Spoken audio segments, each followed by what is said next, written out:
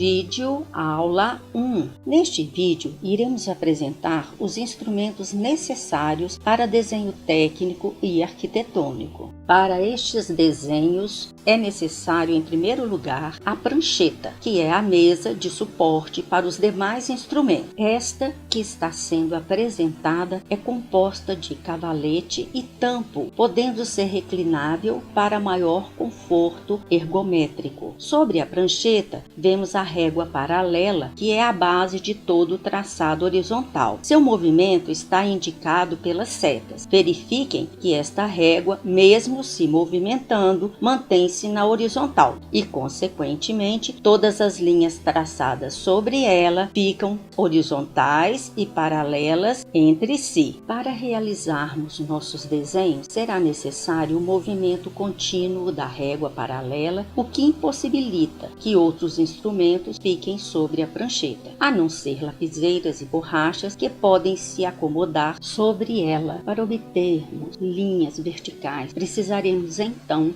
de outro instrumento. É o jogo de esquadros. São dois instrumentos de forma triangulares que, tendo seus lados sempre apoiados sobre a régua paralela, podem nos fornecer, além das linhas verticais a 90 graus e paralelas entre si, outros ângulos como 45 graus, 30 graus, 60 graus. Nossos desenhos são precisamente dimensionados e, para fazermos estas medidas, o instrumento é o escalímetro, contendo 6 escalas de redução.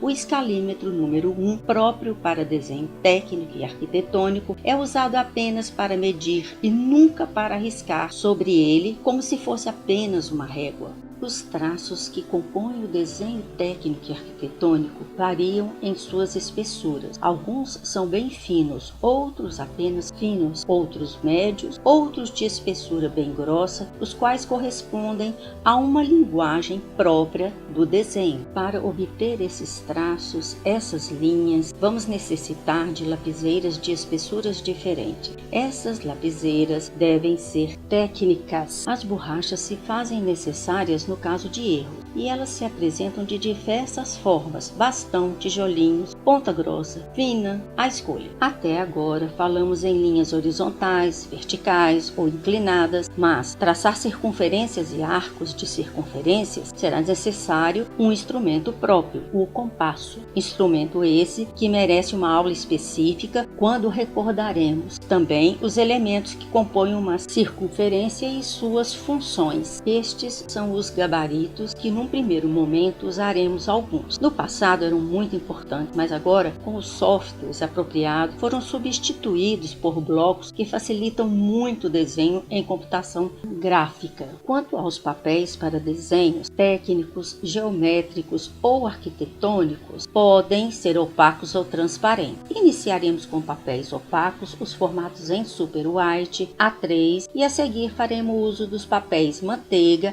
A2, que são transparentes. E por falar em formatos, o que são? Formatos são dimensões das folhas de papel definidas pela ABNT e recebem o nome de A0, A1, A2, A3 e A4. Observando a tabela de medidas dos formatos, verifica-se que existe uma proporção entre eles. Vemos ainda a colocação do formato nas pranchetas, sempre alinhado à régua paralela, para não iniciarmos os desenhos de forma errada. Esta é uma prática muito exigida, portanto, ao iniciar um desenho, observem se o formato está na paralela antes de fixá-lo com fita crepe. Sobre a limpeza destes formatos que estão na prancheta, usamos o instrumento chamado juba, que serve para tirar não só os resíduos das borrachas quando usadas, mas como também do grafite, o pó que o grafite solta sobre o papel.